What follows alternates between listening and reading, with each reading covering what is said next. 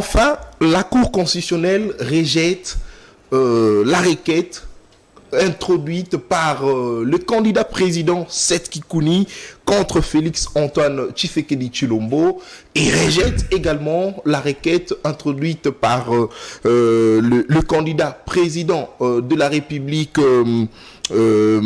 contre Moïse Katumbi. On se pose des questions. Est-ce la Cour constitutionnelle a-t-elle dit le droit? Est-ce que le camp Kikouni est-il satisfait de cette décision de la Cour constitutionnelle? On en parle au cours de cette émission avec Nathanaël Onokomba. Il est porte-parole du parti politique Piste pour l'émergence de Seth Kikouni. Aussi, nous allons revenir sur le détournement de frais destinés comme ça au jet de la francophonie. C'était 48 millions. Aujourd'hui, on apprend par les biais du ministre des Finances que les dépenses ont été effectuées jusqu'à 324 millions de dollars au lieu de 48 millions. Et le directeur du jet de la francophonie, Isidore Kwanja, rejette les accusations du ministre des Finances, Nicolas Kazadi. On se pose des questions. Qui livrait entre les deux personnalités? On en parle au cours de cette émission, je l'ai dit, avec Nathanaël Onokomba. Il est porte-parole du parti Piste pour l'émergence de Seth Kikouni. Monsieur Nathanaël, bonjour et bienvenue à vous. Bonjour, monsieur Nathan. Moi, je vous remercie beaucoup de nous avoir invités pour éclairer la population congolaise, mais aussi je profite pour saluer les peuples congolais qui ont cru à notre combat, ceux-là qui se sont retrouvés dans notre combat, ainsi que nos mamans qui ne cessent d'être meurtries à Goma, à l'est de partout au monde. Merci. Merci beaucoup, Nathanaël Onokomba. Elle est avec moi comme à l'accoutumée. Madame Tania, bonjour et bienvenue. Bonjour Nathan. Bonjour Monsieur Nathanaël. Bonjour, madame. Bonjour également à tous les téléspectateurs de CML chez vous qui nous suivent en ces nets moments. J'espère que nous passerons de très bons moments d'échange sur ces plateaux autour de différents sujets qui sont retenus. Très bien, merci à vous qui nous suivez de partout à travers la République démocratique du Congo. Merci de la confiance renouvelée à cette chaîne de l'excellence et du professionnalisme sur tous ces magazines. CML chez vous. Madame, messieurs, l'actualité tourne autour justement de rejet comme ça de la requête du candidat Seth Kikouni contre Félix Antoine Tshisekedi Tshilombo, raison pour laquelle nous avons reçu le porte-parole de son parti politique, Nathanaël Onokomba. Comment aviez-vous reçu ici la décision de la Cour constitutionnelle? Parce que vous tenez à ce que Félix Tshisekedi soit comme ça invalidé, mais enfin, la Cour constitutionnelle a dit le droit et a rejeté la requête de Seth Kikouni. Votre lecture, Nathanaël Onokomba? D'abord, j'aimerais ici signaler que la Cour constitutionnelle n'a pas dit le droit. Quand bien même les gens sont en train de festoyer, les autres disent que la Cour constitutionnelle a dit le droit, mais moi je voudrais ici vous rassurer que la Cour constitutionnelle n'a pas dit le droit et nous attendons la notification de cet arrêt de la Cour afin que nous puissions voir les motivations de la Cour constitutionnelle pour valider celui qui n'a pas une personnalité juridique, celui qui n'est pas identifié dans le droit positif congolais. Je cite M. Félix Antoine Tshisekedi, parce que l'unique personne jouissant de ses droits civils et politiques, c'est M. Félix Tshisekedi et non M. Félix Antoine Tshisekedi. Nous étions à la Cour constitutionnelle avec les avocats de M. Félix Antoine Tshisekedi et ces avocats ne nous ont pas prouvé par un jugement supplétif que M. Félix a changé son nom et est devenu M. Félix Antoine. Ils n'ont pas prouvé cela. Il y a ceux-là qui ont même dit que M. Félix pouvait ajouter ou adjoindre parmi les éléments de son nom les noms comme Moukwa Tombolo, les noms comme Fachi Béton. Donc ils ont affirmé devant la Cour, ils ont dit que devant la Cour que M. Félix Antoine ne détient pas un jugement supplétif, mais il a la capacité de changer ou de modifier son nom. Et voilà pourquoi nous sommes en train d'attendre, bien évidemment, qu'il y ait une notification de la part de la Cour. Enfin, nous allons voir ce qui fonde ou ce qui motive cet arrêt de la Cour constitutionnelle, parce que devant la Cour, ces avocats ne nous ont pas démontré, ni en rêve, ni en papier, qu'ils détiennent un jugement supplétif tendant à modifier le nom de Félix Antoine. Donc nous ne dirons pas que la Cour a dit le droit, et la Cour n'a pas dit le droit, il n'a même pas essayé de le dire. Donc nous sommes en train d'attendre cette notification, afin de revenir encore plus devant vous pour vous faire comprendre que la Cour n'a pas dit le droit. Alors, Monsieur Nathanaël Onokomba, quelle a été la motivation comme ça de cette Kikouni de pouvoir attaquer Félix Tshisekedi à la Cour constitutionnelle? Écoutez, vous savez, un état de droit, c'est un état où le respect de texte, le respect de normes. Nous sommes dans l'article 72 de la Constitution. Cet article confère les conditions pour être éligible ou être candidat président de la République. Parmi les conditions, il faut être âgé de 30 ans ou plus, il faut détenir la nationalité congolaise d'origine. Au-delà de tout ça, il faut jouir de ses droits civils et politiques. Donc, à la lumière de cette disposition constitutionnelle, nous comprenons que pour être candidat président, il faut être une personne physique. Et pour être une personne physique, il faut jouir de la personnalité juridique. Et pour avoir la personnalité juridique, il faut être identifié. Et parmi les éléments d'identification, il y a le nom. Alors, nous avons remarqué qu'il y a un fantôme, une personne qui n'existe pas sur le plan de droit. Il y a un fantôme, oui. Que vous appelez Félix Tshisekedi, selon vous? Pas Félix Tshisekedi. Oui. Félix Tshisekedi, c'est le président de la République. Oui. Je parle de Félix Antoine Tshisekedi, qui n'est pas reconnu sur le plan de droit. Félix Antoine, c'est le fantôme. Félix Antoine n'existe pas sur le plan de droit. Et les avocats nous ont prouvé ça.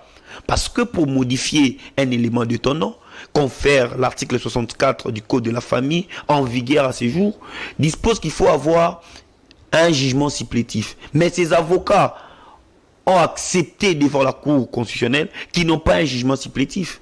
Et nous, comment on peut partir aux élections avec une personne qui n'existait pas sur le plan de droit?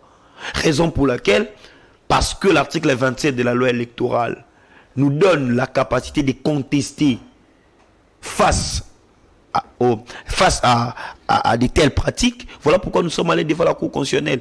C'est-à-dire c'était dans nos droits. Et bizarrement, aujourd'hui, la Cour constitutionnelle nous a fait croire que même ONATRA peut postuler à l'élection présidentielle. Ça veut dire quoi? C'est-à-dire qu'il suffit simplement que la CENI puisse valider. Si la CENI valide les noms de quelqu'un, c'est fini. La Cour ne fera rien. Parce que ONATRA, c'est une personne morale. Alors, ONATRA, si seulement la CENI valide ONATRA, la Cour dira aussi non, notre requête est non fondée, il faut aller au tripé. Donc, la motivation ici, c'était de faire respecter les lois de la République. Et nous sommes dans nos droits. Ces combats, c'est au-delà des contentieux électoraux. C'est au-delà, parce que il y a des juristes qui sont formés aujourd'hui, demain ou après-demain. Mais après les élections, qu'est-ce que nous avons laissé derrière? Parce que demain, vous pouvez changer votre nom. Pourquoi les tribunaux de paix existent? Les tribunaux de paix n'ont plus le droit d'exister en matière de modification de nom. Parce que la Cour vient de dire aujourd'hui que tu peux te réveiller un bon matin, tu changes ton nom. Donc nous sommes les légalistes, nous sommes les démocrates. Et la démocratie nous impose au respect des normes.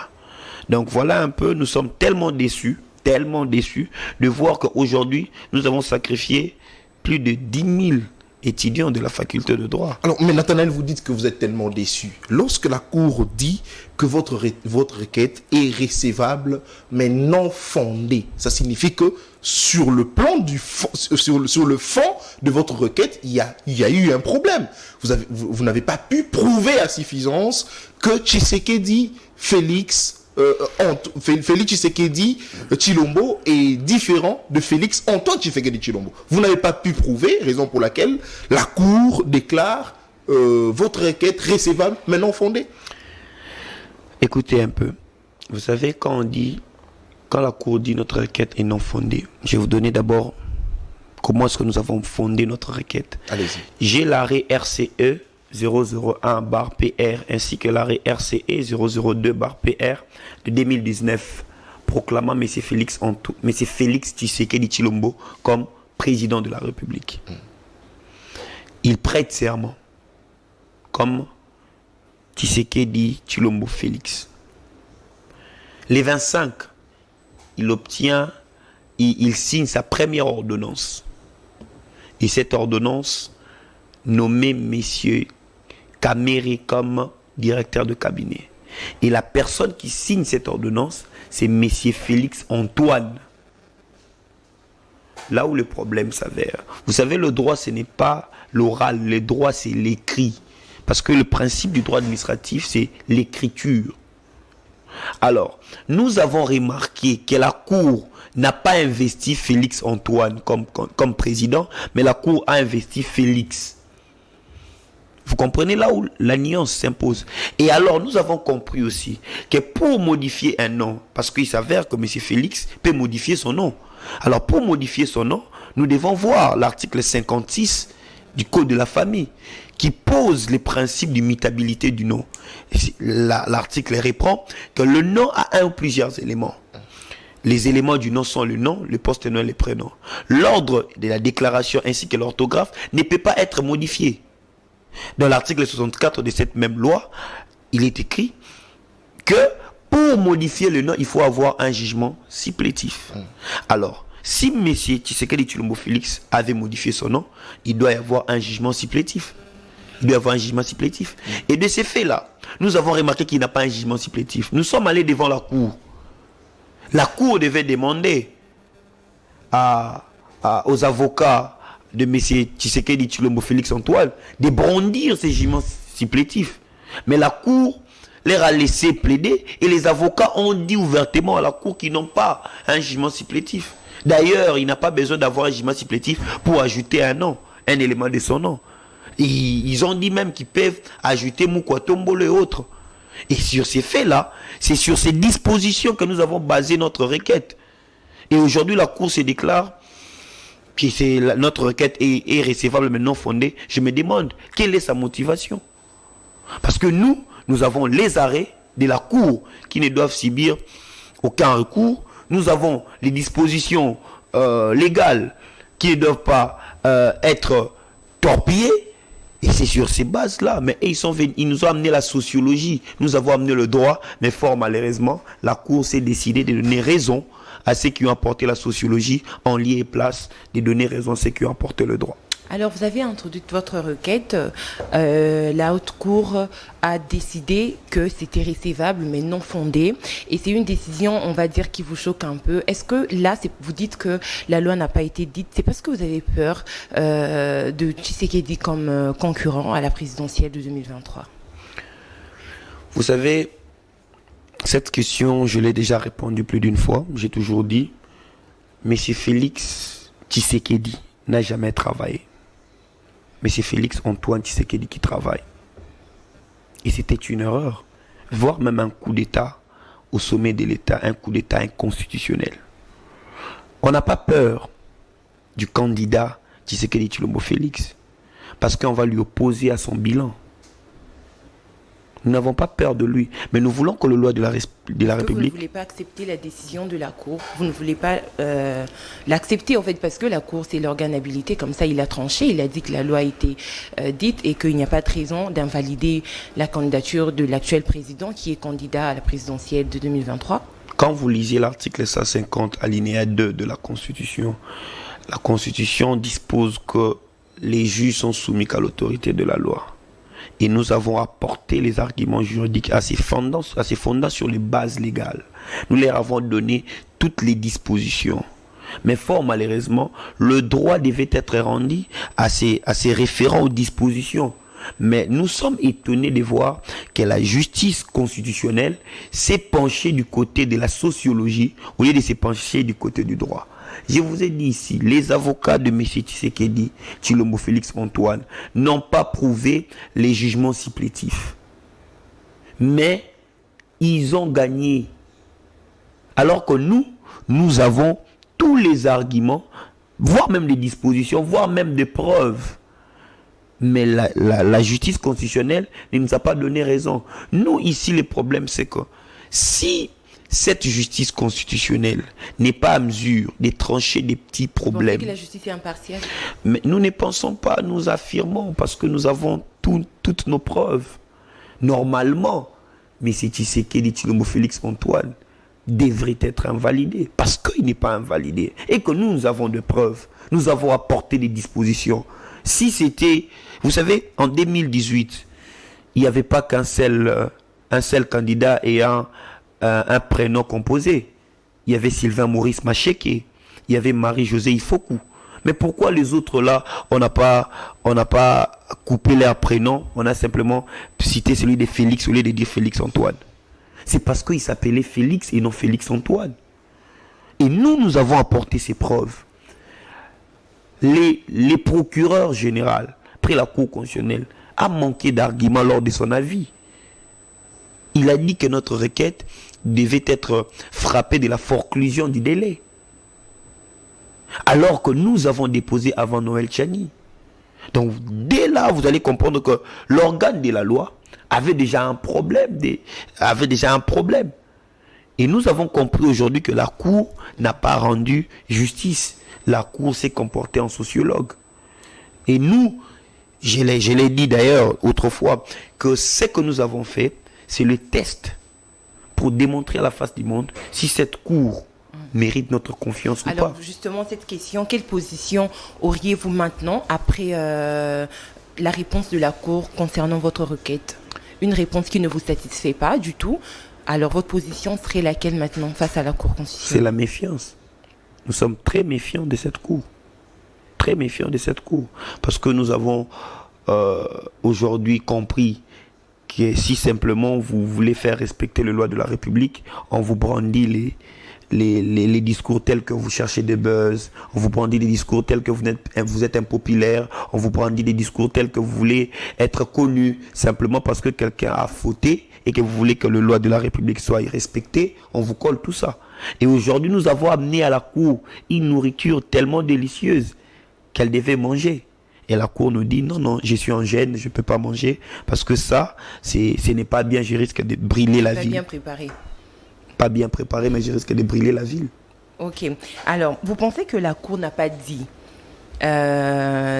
donné une réponse satisfaisante en ce qui concerne votre requête, la requête bien sûr introduite par Seth Kikouni, mais par contre, sa réponse en ce qui concerne Moïse Katumbi, là, elle est vraie, elle est bonne? Vous savez, les lois de la République ou les institutions de la République ne doivent pas varier selon les tempéraments des individus. Nous devons faire un débat au-delà du cadre individuel. Parce que moi, je n'ai pas 100 ans d'existence. Je vais partir. Seth va partir. Mobutu n'est plus aujourd'hui. Kabila n'est plus. Tambwe Mwamba n'est plus aujourd'hui aux affaires. Vous savez, nous allons passer, mais les institutions vont rester. Alors, on ne doit pas réduire nos débats, ne pas réduire aussi les décisions des institutions à l'égard des individus. Non. Noël Tchani, sa requête était non fondée. Il a fondé sa requête sur un article d'un média, un article d'un journal. Donc vous reconnaissez que la requête de Seth n'était pas fondée? La requête de Noël Tchani. De Noël Tchani plutôt. Parce que son argument était basé sur un article d'un média. Un média d'ailleurs que la République démocratique du Congo traite d'un média moins sérieux. Je cite Jeune Afrique. Et si aujourd'hui l'un de vous se retrouve incarcéré, c'est parce que l'on l'attribue le fait qu'il a publié un article sur ces médias qui est peu fiable. Mais est-ce qu'une personne qui vient... Un article qui ne porte pas sa signature. Voilà. Et si une personne vient devant la haute cour brandir comme pièce en conviction un article dont les médias fait douter déjà le pays en question, ça doit seulement être remise en cause. Remise en cause. Et d'ailleurs, vous devez savoir que l'acte qui confère la nationalité à une personne, c'est le certificat de nationalité. Et quand la personne détient ces certificats, pourquoi faire le débat? Mais nous, c'est contrairement à ceux de Noël Tchani. Nous, c'est les lois de la République qu'on est en train de manipuler, qu'on est en train de fouler aux pieds. Et nous avons travaillé parce que nous, avec Seth Kikouni, c'est l'académie politique. L'académie politique, c'est d'abord l'intelligence. Parce que la scène politique, c'est une scène qui réunit plusieurs têtes, des élites. Et nous, quand nous faisons la politique, nous mettons d'abord notre intelligence à jeu. Je vais vous révéler une chose. Vous savez que le 25 janvier 2019, la plus grosse erreur, la première erreur de ce régime, s'est fait le 25 janvier 2019. Monsieur Félix Antoine Tshisekedi nomme son directeur de cabinet. Et dans cette ordonnance, il nomme Monsieur Vital Kamerhe. Mais cette ordonnance devait être certifié copie conforme. Et vous savez qui l'a certifié? C'est M. Vital Kamerhe qui l'a certifié. Et ça devrait être qui? Ça devait être le directeur de cabinet. Et non celui qui n'est pas encore en fonction. Parce qu'au moment où... Vous faites allusion à Némé Mouila, bien évidemment. Qui était directeur de cabinet de Joseph Kabila. Bien évidemment. Parce que M. Vital Kamerhe n'est pas encore entré en fonction. Il n'est pas encore investi. Et comment il va signer copie conforme d'une ordonnance portant sa propre nomination? C'était une erreur, une faute. Et tous ces génies de l'Union sacrée n'ont pas vu ça. Nous voyons ce genre de choses parce que nous voulons faire travailler d'abord notre tête ainsi que notre patriotisme pour l'amour de notre pays. Mais quand nous travaillons et nous amenons des choses pareilles devant la plus haute cour, on s'attend en fait que le droit soit dit. Mais quand la cour se comporte en sociologue, on n'a pas alors, de choix. Monsieur Nathanaël, comment vous pouvez faire comprendre aux Congolais, à ceux qui nous suivent présentement, que pour le cas Kikouni, la Cour constitutionnelle n'a pas dit le droit, mais pour le cas Moïse Katumbi, la Cour constitutionnelle a dit le droit? Je vais vous démontrer une chose. Allez-y. Monsieur Noël Tchani poursuit Monsieur Katumbi pour une détention multiple de nationalité. En vertu du principe de l'unicité de notre nationalité qui ne peut être détenue concurremment avec d'autres nationalités. Très bien. Alors, quand M. Noël Tchani vient devant la cour, il y a un principe en droit, actori incumbit probatio. C'est lui qui allègue les faits, doit amener des preuves. M. Noël Tchani n'a pas de preuves pour démontrer que M. Katumbi détient plusieurs nationalités. Parce que M. Katumbi a aujourd'hui entre ses mains son certificat de nationalité. Et Noël Tchani apporte l'article d'un journal, l'article d'un média. Et donc, face à un certificat de nationalité et un article du journal ou un article des médias, on va faire foi à quel acte? Alors que l'acte authentique qui confère la nationalité, c'est le certificat. Donc la Cour devait seulement donner raison à M. Katumbi. Mais nous, maintenant, notre cas, nous avons brandi des arrêts de la Cour, reconnaissant Tshisekedi Tshilombo Félix comme président de la République. Nous avons brandi les dispositions qui interdisent la modification du nom sans un jugement supplétif. Et nous avons démontré à la face du monde que M. Félix Antoine Tshisekedi n'a pas un jugement supplétif. Les avocats de M. Félix Antoine Tshisekedi nous l'ont démontré aussi qu'ils n'ont pas un jugement supplétif. L'ont démontré aussi que M. Félix Tshisekedi Tshilombo n'a pas besoin d'un jugement supplétif pour changer son nom. Il peut adjoindre même Moukwa Tombolo, il peut adjoindre même Fachi Beton, il peut adjoindre même le roi Soleil. Il n'y aura aucun problème. Et face à ces réalités, la Cour doit faire foi à quel argument? Bien sûr, à nos arguments. Alors, M. Nathanaël, aujourd'hui, les Congolais retiennent que la Cour constitutionnelle a rejeté comme ça la requête de cette Kikouni, parce que nous savons que la Cour constitutionnelle, les arrêts de la Cour sont inattaquables. Mais, M. Nathanaël Onokomba, mais aujourd'hui, face à cette décision de la Cour constitutionnelle, Madame Tania voulait bien savoir votre position, mais quant à moi, j'aimerais savoir, est-ce que cette Kikouni était-il envoyé par certains candidats, était-il sous-traité par certains candidats pour attaquer Tshisekedi de la Cour constitutionnelle, question de l'invalider, parce qu'ils savent que face à Tshisekedi, lors des élections, ils ne vont pas s'en sortir? Je le répète et je le dis toujours, nous sommes une académie politique. Et je le dis toujours que nous faisons travailler notre tête ainsi que notre patriotisme pour l'amour de notre pays.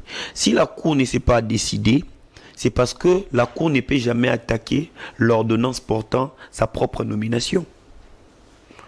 Messier Dieudonné Kamuleta a été proclamé président, a été nommé juge constitutionnel par l'ordonnance signée par M. Félix Antoine Tshisekedi Tshilombo. Donc il ne devait pas attaquer cette ordonnance. Parce qu'en refusant... Mais je te rappelle ici que la Cour constitutionnelle, c'est le juge naturel du chef de l'État, du président de la République. J'aimerais vous expliquer ceci. Allez-y. La personne qui devait nommer M. Dieudonné Kamuleta, c'est M. Tshisekedi Tshilombo Félix. Mais fort malheureusement, il a été nommé par M. Tshisekedi Tshilombo Félix Antoine.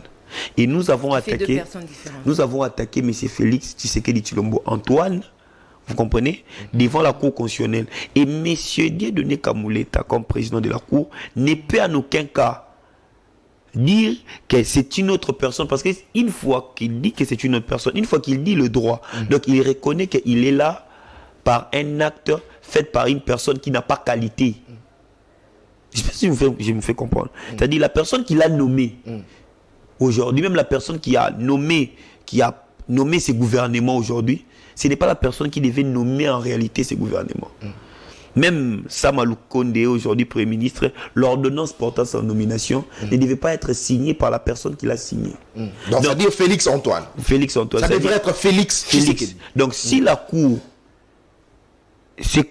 voulait se comporter comme une Cour indépendante, aller se sacrifier elle-même, ainsi que sauver toute une génération. Parce que l'acte portant nomination des juges de la Cour constitutionnelle était signé par une personne qui n'a pas qualité. Alors je voulais savoir, est-ce que cette Tikouni était sous-traité pour prendre ses courages et attaquer Tshisekedi à la Cour constitutionnelle?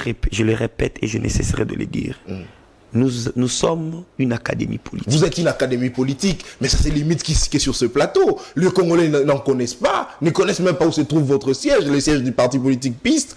Mais vous dites que vous êtes une académie politique. On ne comprend rien jusque-là. Écoutez, vous savez, c'est une maladie en République démocratique du Congo. C'est vraiment une maladie que nous vivons ces derniers temps. C'est-à-dire ce qui est anormal devient normal. Et ce qui est normal devient anormal. Allez-y, expliquez-nous. Mais Tshisekedi Kikouni est un candidat président de la République. Et l'article 27 de la loi électorale lui donne le droit d'aller en contestation contre n'importe quel candidat. Et il a remarqué ce qu'il a remarqué. Il est allé là-bas. Pourquoi il sera sous-traité? Et par qui il sera sous-traité? Simplement parce qu'il veut faire respecter les lois de la République, il devient une personne sous-traitée? Je dirais non.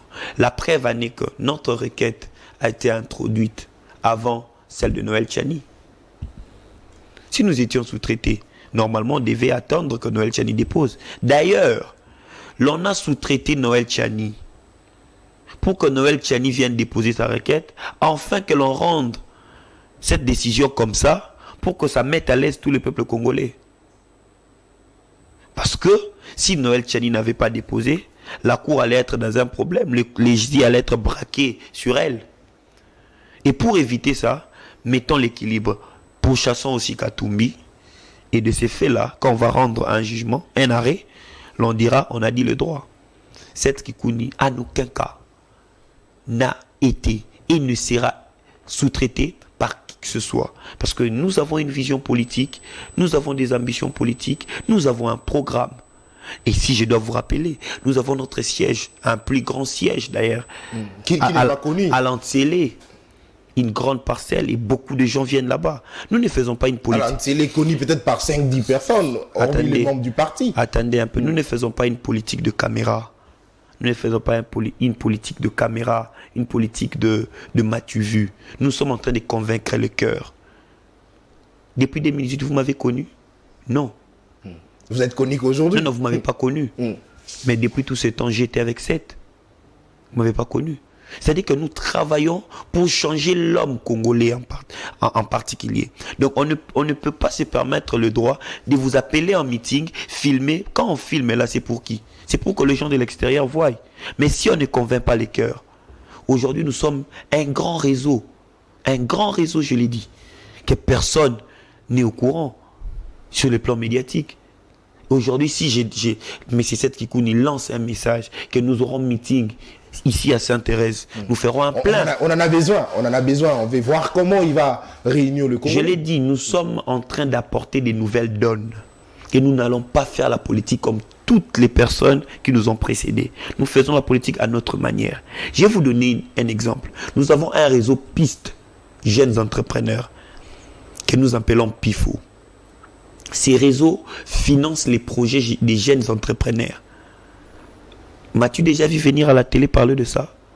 Nous distribuons à 50% les craies à l'Équateur, dans des écoles, avec le réseau PIST. M'as-tu déjà vu venir parler de ça ici?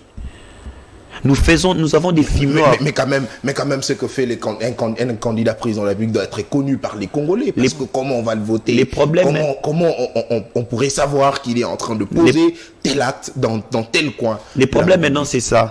Nous sommes en train de travailler pour convaincre le cœur d'une manière sincère et non vendre les illusions. Il y a des gens qui viennent donner des polos, des t-shirts, des gens qui viennent donner de l'argent seulement dans cette période. Mais nous, ce n'est pas ça. Nous, on a un problème. Et notre problème, c'est changer l'homme congolais. Rendre la jeunesse indépendante. Que les jeunes puissent autofinancer. Comme nous autres, qui n'avons pas de parents politiciens. Qui ne viennent pas à la politique pour chercher quoi que ce soit. Mais nous voulons changer notre pays. Et si nous voulons se fier ou s'inspirer de ce qui a été avant, nous ferons la politique de Djalelo, la politique de Mathieu Vu. J'appelle quelques jeunes, j'ai distribué de l'argent, ils viennent, j'ai fait les meetings, vous filmez, c'est passé. Et qu'est-ce qu'on va apporter à la jeunesse si on fait la politique ainsi? Alors, vous attendiez certainement à ce que la candidature du président Félix-Antoine Tshisekedi soit invalidée, chose qui n'est pas faite. Dites-nous un peu, quelle est votre position ou quelle attitude vous avez maintenant là face au processus électoral? Nous avons devant nous déjà, depuis le début, je le disais, nous avons trois types de personnes. Nous avons les démocrates, nous avons de l'autre côté les personnes qui se font passer pour les dealers, et nous avons de l'autre côté les personnes qui font le forcing. Alors nous sommes les démocrates. La démocratie exige que pour avoir le pouvoir, il faut passer au moyen des élections. Et nous n'avons pas la souveraineté. La souveraineté émane du peuple, conformément à l'article 5 de la Constitution. Et nous avons amené ces peuples à leur faire comprendre comment fonctionnent les institutions du pays. Et ils ont compris comment fonctionnent les institutions du pays. Et alors, maintenant notre position, nous gardons toujours la cape vers les élections avec ces peuples qui nous font confiance.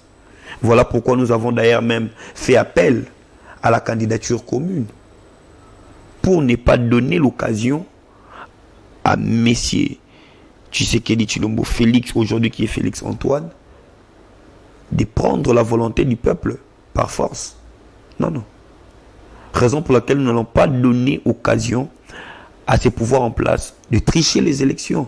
Par quel moyen? En unissant nos forces, en étant vigilants, en réveillant ces peuples pour qu'aujourd'hui ou demain, nous ayons cette magistrature suprême conformément à la volonté du peuple. Alors, M. Nathanaël, vous avez dit que vous restez méfiant, vous regrettez cette décision, mais est-ce que c'est déjà une manière pour vous de nous démontrer que le résultat des élections de ce 20 décembre, qui seront comme ça entérinées par la Cour constitutionnelle, vous n'allez pas certainement croire en cela, parce que déjà pour le premier dossier, le contentieux de candidature, ici, vous êtes déjà vous méfiez de la Cour constitutionnelle. Est-ce que c'est une manière pour vous de nous dire que après le résultat, si cela n'est pas à votre faveur, vous allez contester?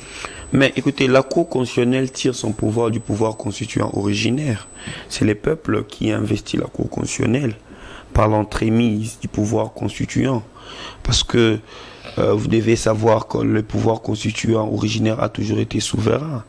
Et nous, aujourd'hui, nous sommes en train de croire que si la Cour constitutionnelle se comporte d'une manière à entraver les volontés du peuple, nous n'allons pas céder. Nous avons juste voulu démontrer aux vrais détenteurs du pouvoir qu'est le peuple, comment l'organe qu'ils ont chargé de protéger leur volonté, qui est la Constitution, se comporte. Et je vous rassure que la Cour constitutionnelle n'aura même pas le temps d'entériner une autre décision que celle du peuple, parce que la CENI déjà n'aura pas le moyen de falsifier ces résultats. Est-ce que là vous demandez au peuple d'être vigilant? Très vigilant, et d'ailleurs le peuple l'est déjà, de par cette action que nous avons menée, le peuple est déjà vigilant, parce que le peuple n'est plus dupe. Ces 5 ans nous a ouvert les yeux, ces 5 ans nous a ramené à la raison, ces 5 ans nous a permis de voir qui est avec nous et qui n'est pas avec nous.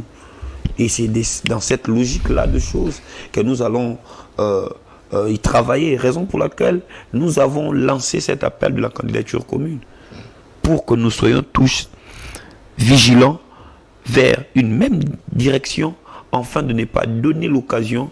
Très bien. Est-ce que la stratégie, c'est tous les moyens sont bons, question de carter un peu l'actuel président à la présidentielle de 2023? On n'a pas d'autres moyens à part les moyens légaux. Et les moyens légaux, c'est les moyens des élections. Là, je fais allusion à la candidature commune. Je suis en train d'y revenir. Okay. Il y a les élections. Et les élections, il y a des règles, des normes qu'il faut respecter. Mais au-delà de ça, il y a des connaissances politiques. Et je suis en train de vous dire ceci. M. Seth Kikouni face à M. Félix Antoine Tshisekedi Tshilombo, il va gagner les élections. Sans même une candidature commune. Mais pourquoi nous voulons une candidature commune? C'est parce que nous ne voulons pas laisser de brèche, des occasions pour qu'il y ait tricherie. Pour que l'on vienne dire, non, s'ils étaient ensemble, ils allaient gagner. Si telle personne a gagné, c'est parce que, et ils sont nombreux, lui, il est seul. Raison pour laquelle nous voulons une candidature commune. Et d'ailleurs, l'opposition de cette fois-ci n'est pas comme l'opposition de 2018. Cette opposition a plusieurs valeurs. Et c'est dans cette logique-là que nous allons oublier nos égos. Nous allons oublier nos individualismes. Pour l'amour de la nation, de la patrie, on va faire tout ce qui est à notre pouvoir. Si c'est pour sauver la nation, nous le ferons. Parce que ces 5 dernières années, notre pays risque de se perdre si on accorde encore ces 5 prochaines années à ceux-là qui gèrent aujourd'hui. Très bien. Merci beaucoup, madame, messieurs. Vous êtes sur CML 13. Vous le faites bien. Je rappelle que nous avons reçu pour vous, messieurs, Nathanaël Onokomba. Il est porte-parole du parti politique Piste pour l'émergence de Seth Kikouni. Avec lui, nous avions abordé la première thématique où nous sommes revenus sur la décision de la Cour constitutionnelle contre la requête du candidat président Seth Kikouni. Et cette fois-ci, avec lui, nous parlons détournement des deniers publics. C'était 48 millions le budget pour le jet de la francophonie. On apprend par les billets du ministre de Finances Nicolas Kazadi que les dépenses ont été effectuées jusqu'à 324 millions, chose qui rejette d'office, en bloc le directeur du jet de la francophonie, M. Isidore Kwanja. Mais on se pose la question, qui dit vrai entre les deux personnalités? Nathanaël Onokomba, vous avez la parole en 5 minutes. En ce qui concerne les finances publiques, il y a déjà un principe. Le principe est que il y a l'ordonnateur qui est soit le ministre et il y a ceux-là qu'on appelle le comptable. L'ordonnateur, c'est celui qui signe. C'est lui qui ordonne en sorte que l'argent soit libéré. Et l'argent de l'État est détenu par le trésor public. Aujourd'hui, l'organe qui fait office de cette charge, c'est la Banque centrale. Alors, celui qui détient la signature, c'est messieurs le ministre des Finances, Nicolas Kazadi. Alors, si vous me posez la question qui dit vrai, qui dit faux, entre celui qui a donné l'ordre que l'argent ne sorte et c'est lui qui a reçu, qui dit vrai. C'est à vous de donner votre avis, votre lecture. Alors, vous savez, ce qui m'intrigue ici, c'est juste l'autodénonciation du ministre des Finances. Pourquoi ils doivent se dénoncer eux-mêmes? Pourquoi ils doivent se dénoncer eux-mêmes? Les jeux de la francophonie nous ont vanté ici que c'était une réussite. J'ai vu des affiches, l'homme qui a matérialisé la vision du chef de l'État. Il y avait un contrôle a priori de l'IGF qui a même félicité Isidore, comment est-ce qu'il a géré cet argent. Et aujourd'hui, nous voyons les ministres des Finances se dénoncer. Ils disent à la population congolaise que nous avons pris votre argent, nous avons mal utilisé votre argent, nous avons fait même un dépassement budgétaire 6, 7 ou 8 fois. C'est ce qui nous inquiète. Avec Seth Kikouni, on a toujours une façon de voir les choses. Pour te rendre aveugle, il faut t'ouvrir grandement les yeux. Quand tu vas ouvrir grandement les yeux, tu deviens aveugle parce que tu ne verras pas ce qui est ici. Je me demande pourquoi ils veulent ouvrir les yeux au peuple congolais à ce qui concerne la francophonie maintenant. N'est-ce pas? C'est parce qu'ils veulent nous cacher quelque chose. N'est-ce pas parce qu'il y a quelque chose qui se prépare? N'est-ce pas parce qu'il y a un détournement quelque part qu'ils veulent que l'on ne fixe pas notre attention là-dessus? Ici, les DG, c'est lui, France.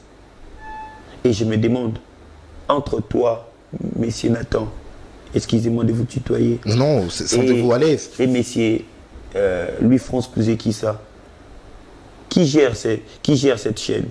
C'est lui. C'est lui le DG. Si vous dites que par mois, nous dépensons autant pour cette chaîne, et vous venez me dire, non, nous, DG vous a menti, nous dépensons moins que ça.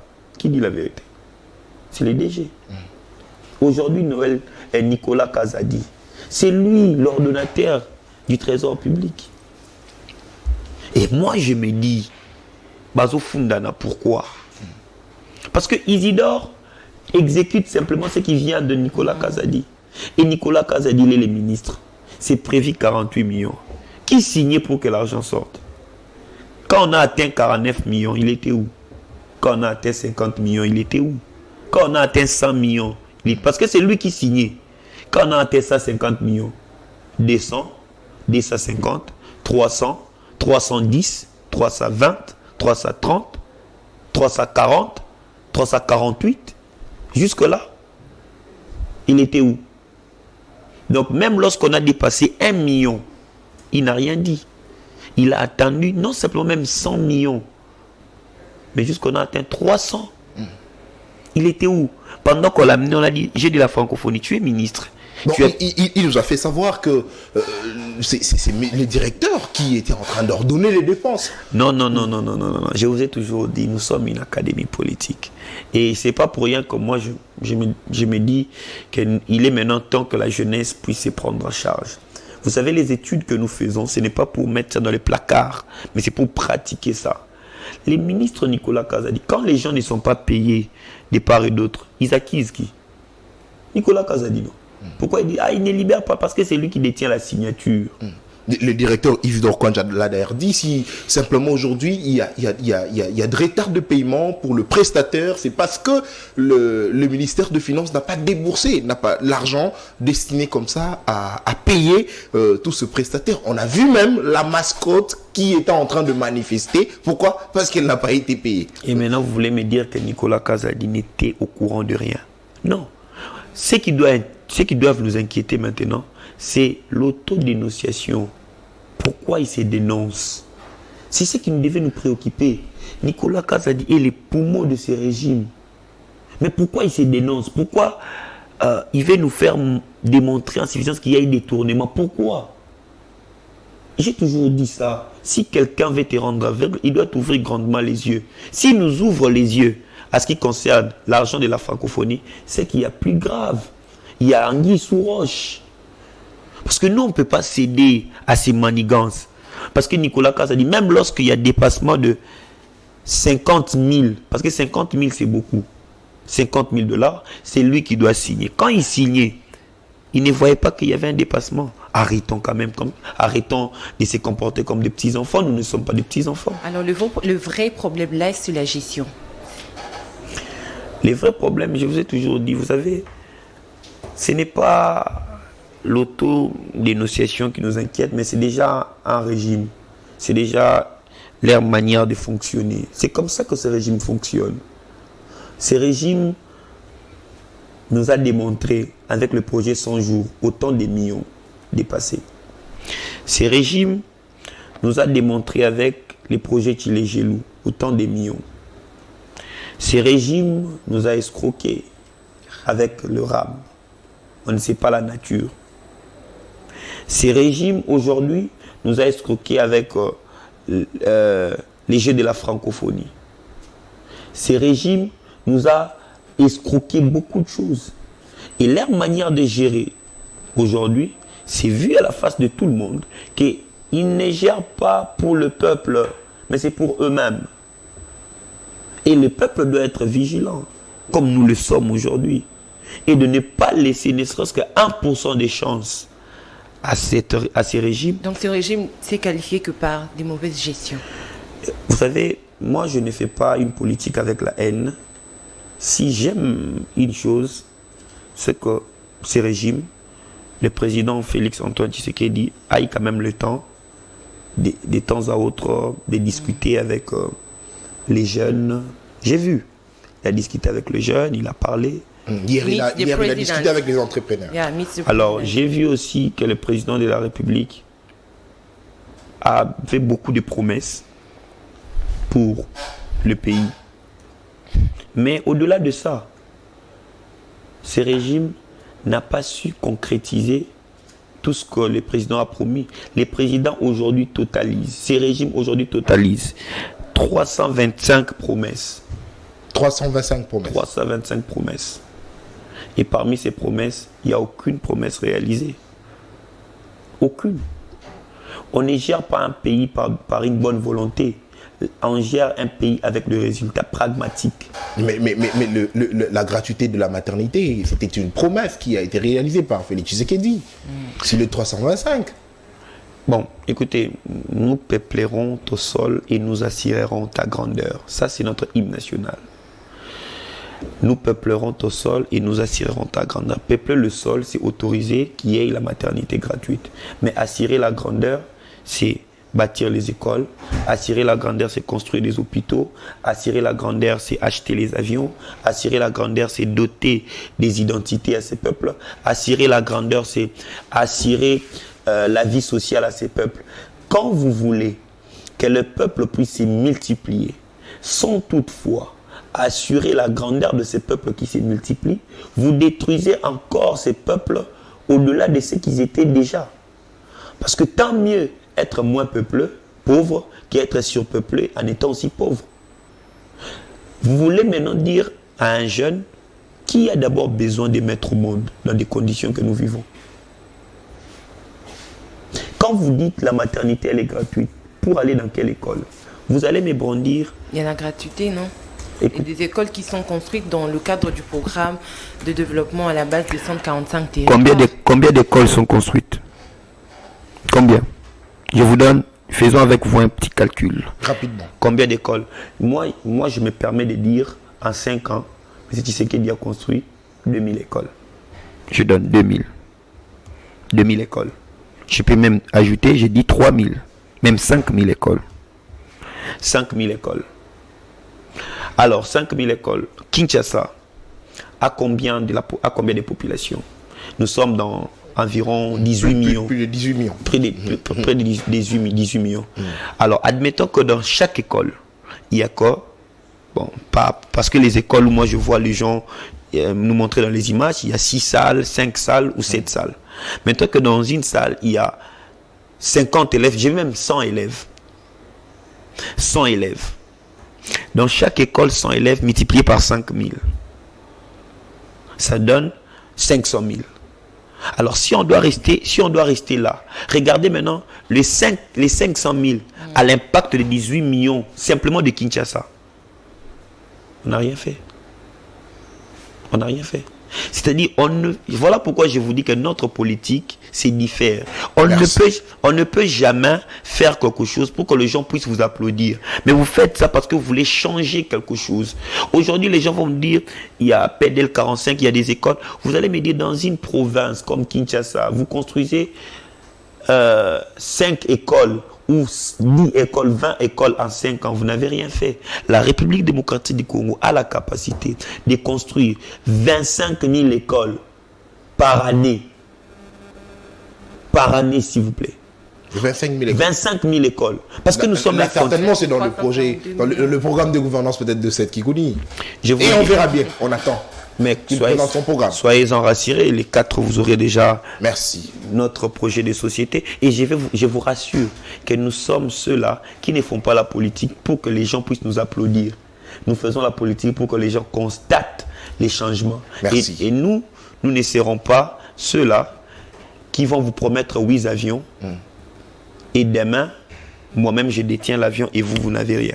Très bien. Nous ne serons pas ceux-là qui vont vous promettre les cartes d'identité dont vous n'en avez pas, seulement moi qui en a. Nous ne serons pas ceux-là qui vont vous dire demain vous n'aurez pas besoin de voyager, vous resterez dans votre province, alors que moi-même j'effectue plus de 249 voyages. Non, nous serons ceux-là. Quand on vous dit que nous faisons ça, vous allez voir complètement dans nos actions que nous répondons exactement aux besoins du peuple. Merci beaucoup, Monsieur Nathanaël Onokomba. Cette émission est terminée. Vous avez 1 minute pour la conclusion. Je ne cesserai de le dire. D'ailleurs, je vous remercie déjà beaucoup. Alors, j'aimerais dire simplement à la population congolaise, au peuple congolais, vous avez compris et vous avez vu comment nous avons voulu faire respecter les lois de la République. Et autour de cette Kikouni, il n'y a que des jeunes.